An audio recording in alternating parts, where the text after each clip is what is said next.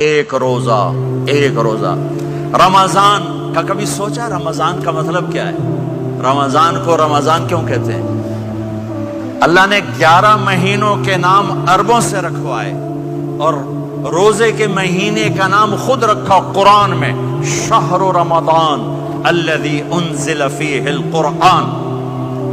محرم، صفر، ربیع الاول، ربیع الثانی، جمادی الاولی، جمادی الثانی، رجب، شعبان، شوال، قاعدہ، ذوالحج، یہ عربوں نے نام رکھا اور رمضان پہلے سے رکھا جا چکا تھا، عربوں سے رکھوایا۔ رمضان کے لفظ اور روزے میں کیا جوڑ ہے؟ رمضان کہتے ہیں جل جانا، جل جانا، جل جانا۔ تو اس کو روزے کے ساتھ کیا مناسبت ہے کہ جب کوئی مرد عورت روزہ رکھتا ہے یا رکھتی ہے تو پچھلے 330 دن کے گناہ، آج روزہ رکھا، پٹی تیار ہو گئی، گناہ ڈال کے جلاؤ، دوسرے دن اور گناہ جلاؤ، تیسرے دن اور گناہ، چوتھے دن اور، 30ویں دن سارے گناہوں کو اللہ تعالیٰ جلا کے، راکھ کر کے، ایمان والے مرد عورت کو پاک کر کے، صاف کر کے، آخری رات کہتا ہے جاؤ بخشے بخشائے چلے جاؤ، جاؤ بخشے بخشائے چلے جاؤ۔ تو میرا نبی تو 2 کھجور پہ روزہ رکھتے تھے۔ اور ایک بڑا خوبصورت واقعہ ہے رمضان کا، کہیں سے بکرے کی سری پکی ہوئی آ گئی تو اب بڑے شوق سے کھا رہے تھے، اور ساتھ ارباز بن ساریہ بھی تھے، حضرت علی بھی تھے اور حضرت مقداد بھی تھے، 3-4 آدمی سری کھا رہے تھے۔ بلال رضی اللہ عنہ آئے کہ یا رسول اللہ سحری کا ٹائم ختم ہو گیا ہے، میں اذان دینے جا رہا ہوں، آپ کھانا پینا بند فرما دیں۔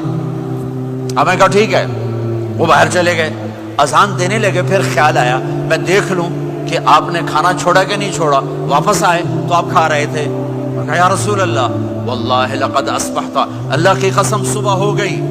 آپ نے ہاتھ پیچھے کر لیا، کہا ارے بلال نہیں ہوئی تھی، نہیں ہوئی تھی، تیرے قسم کھانے پر اللہ نے پہلے نکال دیا اس کو کہ تیری قسم جھوٹی نہ پڑے۔ حضرت علی نے فرمایا اگر بلال قسم نہ اٹھاتے تو جب تک میرے نبی کھاتے رہتے اللہ صبح کو پیچھے ہٹاتے جاتے۔ دیگ پک رہی تھی، ابو عبیدہ رضی اللہ عنہ بن جراح وہ دیگ پکا رہے تھے، بکرا۔ آپ نے کہا ابو عبید یہ مجھے بکرے کی دستی پکڑانا، اگلے بازو، آپ کو اگلے بازو کا گوشت پسند تھا، گردن کا گوشت پسند تھا، یہ کمر کے پٹھ کا گوشت آپ کو پسند تھا، دودھ پسند تھا، برنی کھجور پسند تھی، عجوا کھجور پسند تھی، تازہ روٹی پسند تھی۔ آپ یا تازہ کھاتے تھے یا فاقہ، توڑی طرح نہیں 8 دن پکا کے فریڈاں ٹھوک دے ہو تو کٹ کے گرم کیتی رکھو تو کھاتی رکھو، یا آپ تازہ کھاتے تھے یا فاقہ فرماتے تھے۔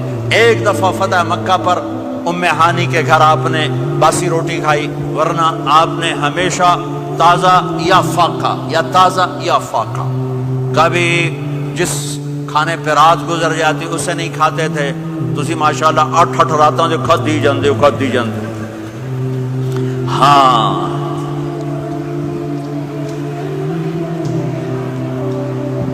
تو کہنے لگے عبید یہ دستی پکڑانا، تو انہوں نے ایسے بکرے کا بازو نکال کے پورا آپ نے یوں پکڑا، نوچ کے پھینکا، کہ دستی پکڑانا۔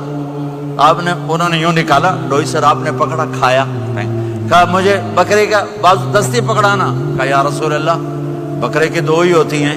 آپ نے کہا تیرا بھلا ہو جائے، اگر تو میرے کہنے پہ ڈوئی ڈال دیتا، جب تک میں کہتے رہتا اللہ مجھے نکال کے کھلاتا رہتا، اللہ مجھے نکال کے کھلاتا رہتا۔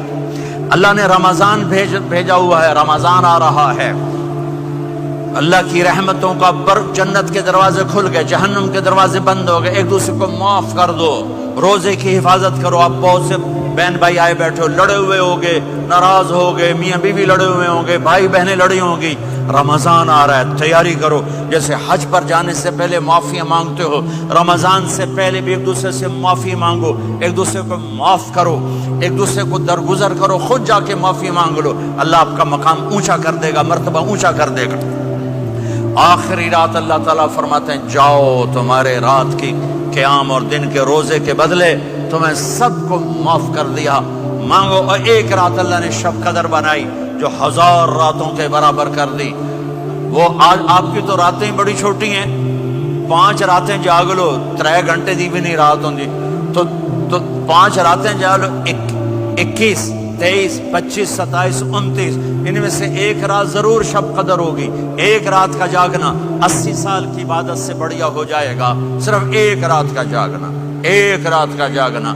ایک شرط ہے, دل میں بغض نہ ہو, نفرت نہ ہو, حقارت نہ ہو, کسی مسلمان کو حقیر نہ جانو, بلکہ کسی انسان کو حقیر نہ جانو, تو آپ کی بندگی اللہ کی بارگاہ میں پہنچ کر آپ کے مقام کو اونچا کر دیں گی. تو عبادات میں ایک نماز ہے, پھر ایک روزہ ہے, پھر زکوٰۃ اور حج مالدار لوگوں کا فریضہ ہے, غریبوں کا نہیں ہے, متوسط طبقے کا نہیں ہے. تو عبادات کا جو نصاب ہے بڑا مختصر ہے. 5 نمازوں پہ کتنا وقت لگتا ہے؟ روزے سال کے بعد آتے ہیں, گنجائش ہے بیمار و بعد میں رکھ لو, مریض. سب سے پہلے یہ سمجھ لیں کہ حضور نے فرمایا نماز میری آنکھوں کی ٹھنڈک ہے. یعنی ہم چونکہ کچھ باتیں بہت زیادہ سنتے ہیں تو اس کا ذائقہ نہیں محسوس کرتے. کبھی حدیث کے لفظوں پر غور کریں. فرمایا نماز میری آنکھوں کی ٹھنڈک ہے. یعنی کہتے ہیں نا آنکھیں ٹھنڈی ہو گئیں, تو حضور فرماتے ہیں جب تو سجدہ کرتا ہے نا میرے امتی, جب تو نماز پڑھتا ہے, رکوع قیام سجود کرتا ہے, تو تیرے نبی کی آنکھیں ٹھنڈی ہوتی. یہ کتنا بڑا رضا والا کام ہے نبی پاک صلی اللہ علیہ وسلم کی نماز پڑھنا.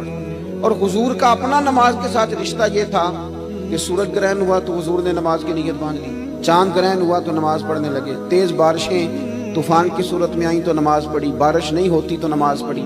حتیٰ کہ جنگوں کے موقع پر بھی میرے نبی پاک نماز کی کثرت فرماتے تھے. ہر موقع پر نماز کی طرف توجہ. نماز حضور کی چاہت ہے, آنکھوں کی ٹھنڈک ہے. وہ کس طرح کا امتی ہے جو یہ نہ چاہے گا کہ میرے نبی کی آنکھیں ٹھنڈی ہوں.